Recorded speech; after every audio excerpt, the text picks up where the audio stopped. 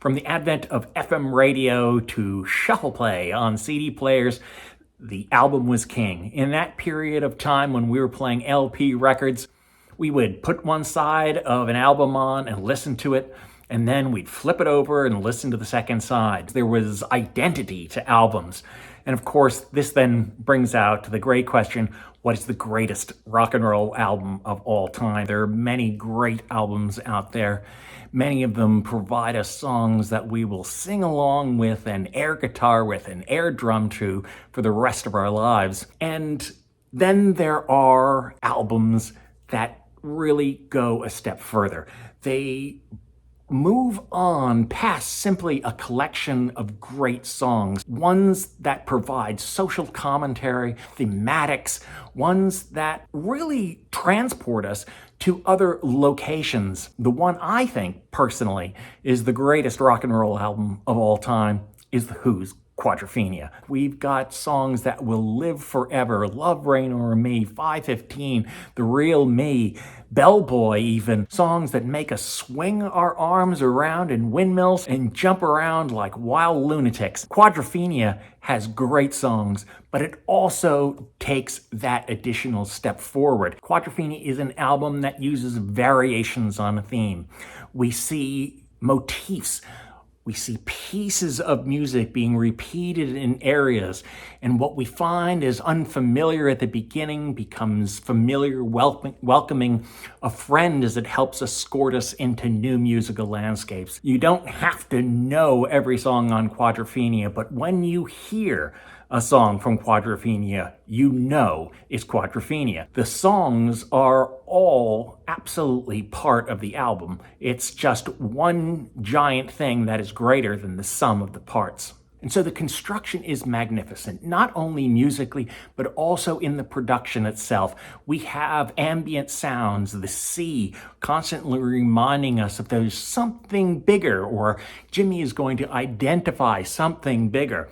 That we hear the sounds of the carnival, we hear sounds of the crowds, we hear radio announcements of what's going on at the time in the 1960s.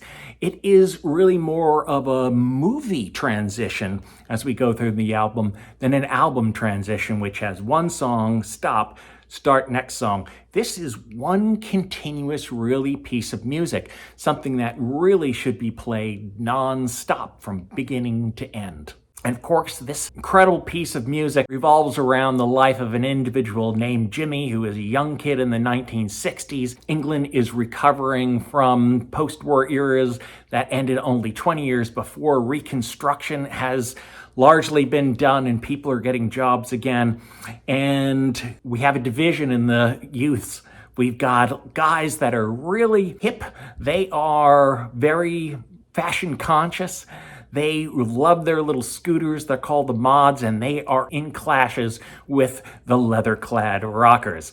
But we see in Jimmy right from the beginning a person that is questioning. There is his own personal identity, and then there is, of course, the identity of the mods. Why does he have to cut his hair? But he does all that, and he fits in, gets in some clashes with the rockers down in Brighton and kicked out of his home and suffers a series of letdowns.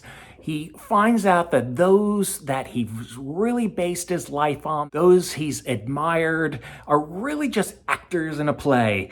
The main individual in his group, the Mods, the Face, is a bellboy at night. The Who, the band that represented the Mods, that gave them their anthem of I Can't Explain, goes on and abandons poor Jimmy. And he looks up at them and says, I'm the punk in the gutter.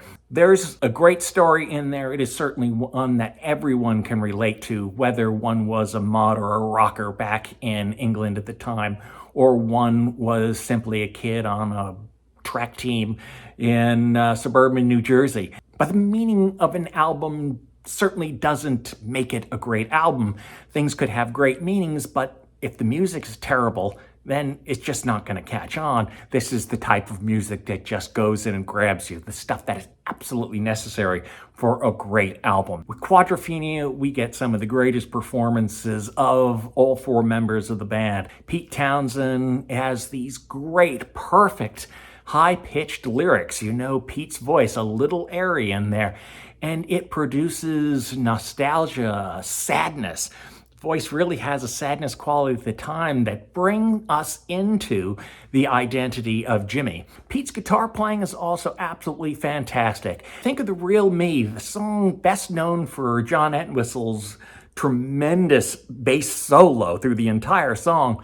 But you listen to Pete Townshend in there, the absolute slashing nature of the guitars makes a little way oftentimes for Entwistle to carry things, but when Townshend comes in, it's absolutely searing and cutting. It's just really a lot of fire, a lot of almost anger, a lot of energy that's in the playing, really reflects the thoughts going on in Jimmy's head. Some things are just quintessential Townshend. Beginning of Punk Meets the Godfather. You hear a starling like that and you know this is Pete Townshend. Roger Daltrey, just an extraordinary achievement vocally, and he reaches absolutely deep. He comes with these soaring and spiraling lyrics that climb up and up and up in their pitch and their intensity. He really captures the sense of frustration, the sense of anger, the sense of betrayal, all these feelings that Jimmy has. Roger Daltrey has perfectly encapsulated them into vocals. It allows us to really grasp what Jimmy's going through, and more importantly, it allows us to have almost an outlet of our own frustrations. As we look back, there are things we always regret that we've done in the past, and Daltrey allows us to scream these out, so it's almost a cathartic experience. Now, Keith Moon was, well, always the loon, and his playing usually has a great deal of unusual brilliance to it.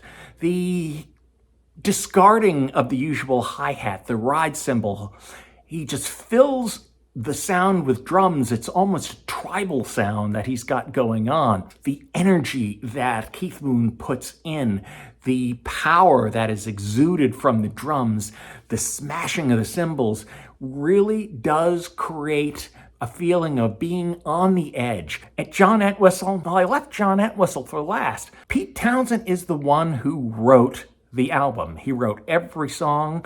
He recorded the entire song on demos and basically brought it to the band and said, okay, let's produce this. But John Entwistle, he is the surprising star to this.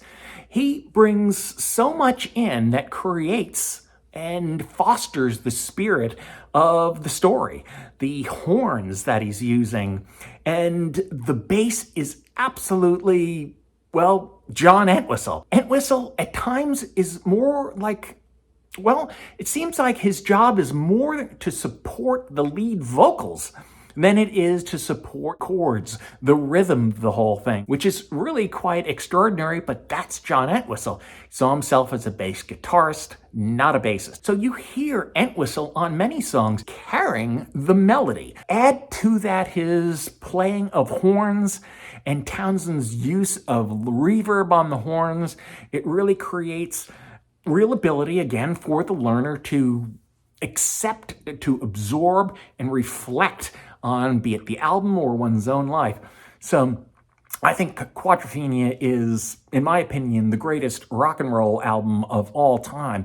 That's because it has got great performances. It has got great songs that you can sing along to, jump and dance to, even bass lines you could sing along to.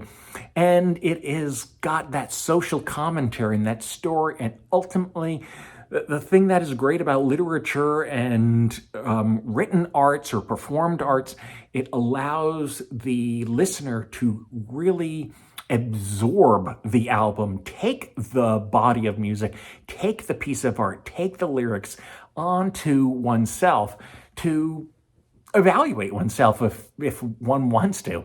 Of course, if you don't want to, just, grab a hockey stick and play air guitar.